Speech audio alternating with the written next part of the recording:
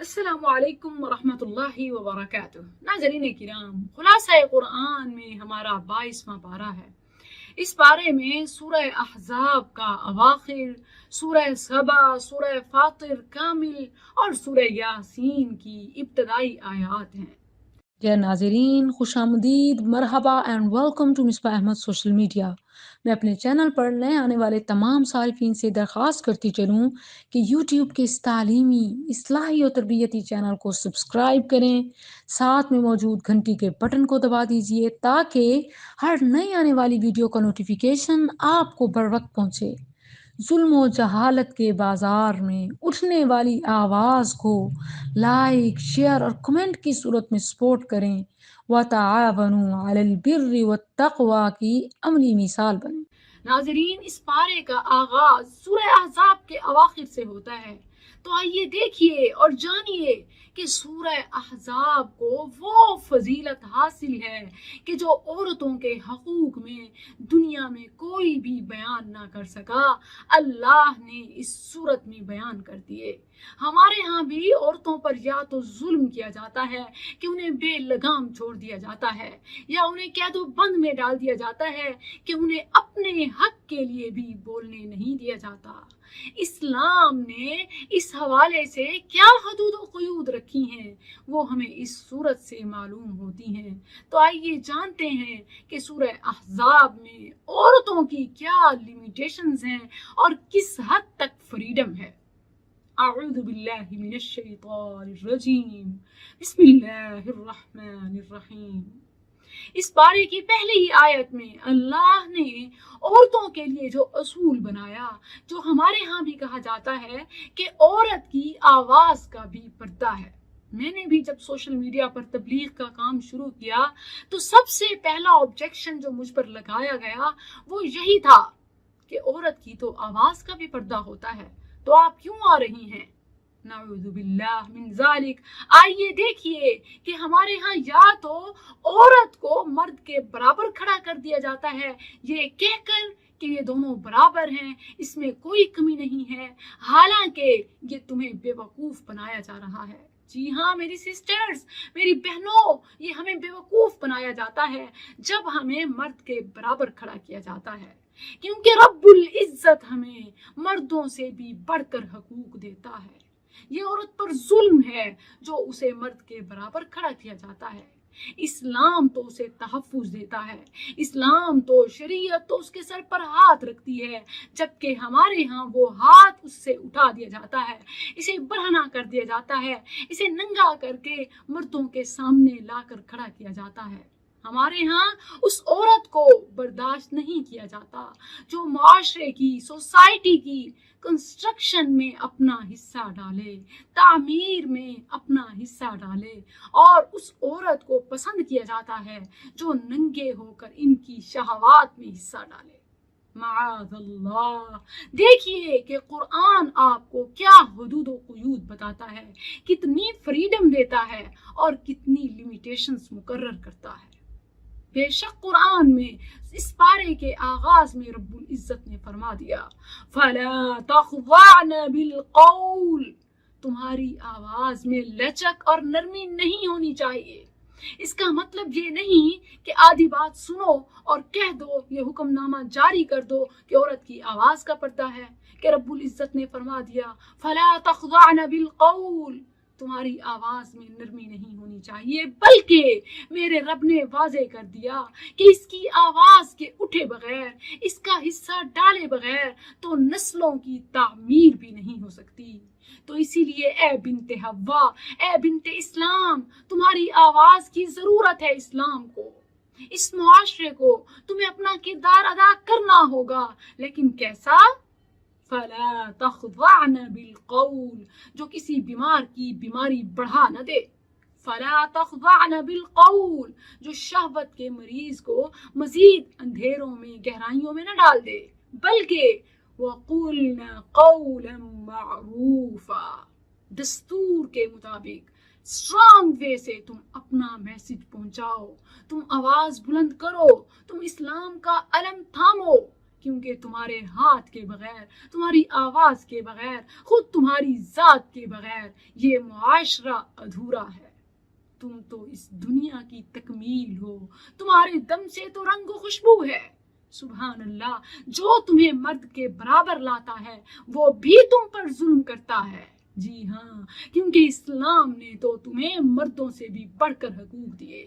ان مردوں کو تو رب نے قوام بنایا ہے، نگران۔ بتاؤ کہ وہ افضل ہے جو نگران ہے، یا وہ افضل ہے جو نگرانی جس کی کر رہا ہے، جس کی حفاظت کی جاتی ہے وہ افضل ہے، یا جو محافظ ہے وہ افضل ہے؟ تمہارے اوپر اسلام نے تحفظ کا، حیا کا، پاک دامنی کا ایسا لیبل رکھا کہ یہ مرد تمہارے اوپر چھت ہیں، تمہاری حفاظت کے لیے قوام ہیں۔ تمہیں ایسا بنایا گیا کہ یہ تمہاری حفاظت کریں۔ یہ نہیں کہ تمہاری آواز بین کر دی جائے، تمہاری آواز دبا دی جائے، تمہیں دبا دیا جائے، تمہاری پہچان ختم کر دی جائے، نہیں، بلکہ فرمایا وَقُلْنَا قَوْلًا مَعْرُوفًا۔ وہ تم آواز اٹھا سکتی ہو جو ام المؤمنین عائشہ رضی اللہ عنہا نے اٹھائی۔ ناظرین، کیا آپ جانتے ہیں کہ اگر احادیث کے ذخیرے میں سے صرف ام المؤمنین رضی اللہ عنہا کا نام نکال دیا جائے تو ہم تک احادیث پہنچ ہی نہ سکیں؟ اسپیشلی جو فیملی لائف سے ریلیٹڈ ہیں، وہ احکام و مسائل سمجھانے والی، بتانے والی صرف ام المؤمنین عائشہ رضی اللہ عنہا ہیں۔ تو ہم کیوں نہ اپنی ماں کے طریقے پر چلیں؟ ہم کیوں نہ تبلیغ میں، معاشرے کی ترقی میں، تعمیر میں اپنا کردار ادا کریں؟ جب ہمیں اسلام فریڈم دیتا ہے یہ بتا کر، یہ سمجھا کر کہ وَقُلْنَا قَوْلًا مَعْرُوفًا، تمہارا طریقہ اچھا ہونا چاہیے، لچکدار، نرم نہیں ہونا چاہیے کہ کوئی مریض اپنی بیماری کو بڑھا دے۔ فَيَطْمَعَ الَّذِي فِي قَلْبِهِ مَرَضٌ، کہ جس کے دل میں شہوت کا کیڑا ہے وہ اور پروان چڑھے، نہیں، بلکہ تم نے تو اسے بھی کچلنا ہے۔ جی ہاں، اگر عورت نیک ہے تو یہ فتنے کو دبا بھی سکتی ہے، اور اگر بری ہے تو یقیناً اس سے بڑا کوئی فتنہ نہیں ہے۔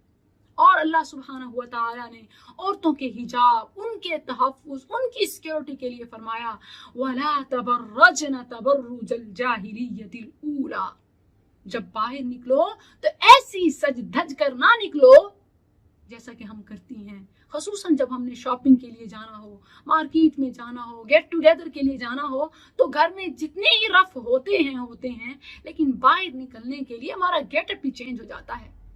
یہ کوئی سمجھداری نہیں ہے، یہ تم جو سمجھ رہی ہو کہ میں جو اکڑ کر چل رہی ہوں، میں اپنی نسوانیت جھلکا رہی ہوں، شاید میں ماڈل لک میں ہوں، شاید کہ میں ریمپ واک کر رہی ہوں، یہ ریمپ واک نہیں ہے۔ قرآن فرماتا ہے، رب کا فرمان ہے کہ یہ تو جاہلیت کی واک ہے۔ تم سمجھتی ہو کہ یہ ریمپ واک ہے، تم سمجھتی ہو کہ میں تو بالکل فیمنزم کو، میں تو عورت ہونے کو نمایاں کر رہی ہوں، میں تو اپنی نسوانیت دکھا رہی ہوں، اپنی بیوٹی دکھا رہی ہوں۔ یہ تمہاری بیوٹی نہیں ہے، یہ جہالت ہے، یہ ریمپ واک نہیں ہے، یہ جاہلیت کی واک ہے۔ وَلَا تَبَرَّجْنَ تَبَرُّجَ الْجَاهِلِيَّةِ الْأُولَى، تم تو حیا ہو، تم تو سطر ہو۔ نساء، عورت کا مطلب ہی کیا ہے؟ پردہ۔ اور اللہ نے فرما دیا کہ تم اپنی نسوانیت کو ایسا چھپاؤ، یا ایھا النبی قل لازواجک وبناتک ونساء المؤمنین یدنین علیہن من جلابیبہن، اپنی نسوانیت کو چھپا کر چلو، اپنے اوپر خمار ڈال کر چلو، اور تم برہنہ ہو کر یا ایسا پہننا کہ اور ہی تم دلکش لک میں آ جاؤ، اور ہی خوبصورت۔ اس سے بہتر تو شاید تمہارا نہ پہننا تھا، جو پہناوا پہن کر تم اور دعوت نظارہ، دعوت گناہ دیتی ہو۔ سورہ احزاب میں اللہ نے لیمیٹیشنز مقرر کی ہیں کہ فریڈم میں بھی اوور نہیں ہو جانا۔ جو تمہیں آگے کرتے ہیں، برہنہ کرتے ہیں، وہ اپنی آنکھوں کو تسکین پہنچانا چاہتے ہیں، وہ اپنی شہوت کو تم سے بجھانا، مٹانا چاہتے ہیں، جبکہ اللہ نے تو انہیں تمہارے اوپر محافظ بنایا ہے، اور یہ خود بھوکے بھیڑیے بن چکے ہیں۔ تمہیں اپنی حفاظت خود کرنی ہوگی، تمہیں اپنی ذات کی، اپنی آواز کی نئی نسل کی تعمیر خود کرنی ہوگی۔ جو اسلام نے حدود بتا دی ان پر عمل کرنا ہوگا۔ اپنی آواز میں نرمی نہیں لانی، فون کالز میں، وائس ریکارڈنگز میں اور عام بول چال میں، اپنے سوشل استعمال میں، جہاں بھی آپ کسی سے بات کر رہی ہیں، یہ بات ذہن میں رکھیں۔ دین کی تبلیغ کرنے والی اگر عائشہ تھی تو طریقہ ان کا بھی اپنانا ہوگا۔ اور سبحان اللہ، ایک عظیم امام شافعی کہ ان کی استاذہ ایک محدثہ تھیں، ایک عورت کہ سبحان اللہ ان کا دین اسلام کے حوالے سے ہم سب خدمات جانتے ہیں، اعتراف کرتے ہیں۔ انہوں نے سب کچھ کس سے سیکھا؟ ان کی استاذہ ایک محدثہ تھی کہ سبحان اللہ جب امام شافعی کا انتقال ہوا تو ان کے جنازے پر ان کی عظیم استاذہ گئیں اور کہا کہ آج میں اپنے ایک عظیم بیٹے سے محروم ہو گئی، اور پڑھتے میں اس کا نماز جنازہ بھی پڑھا۔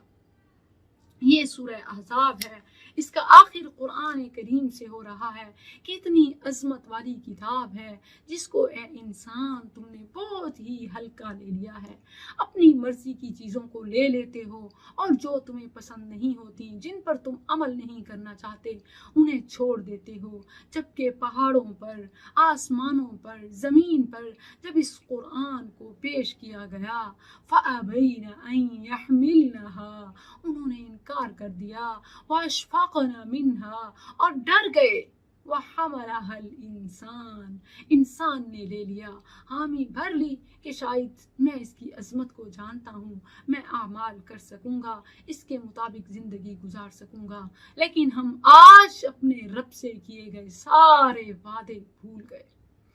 آگے سورہ سبا ہے۔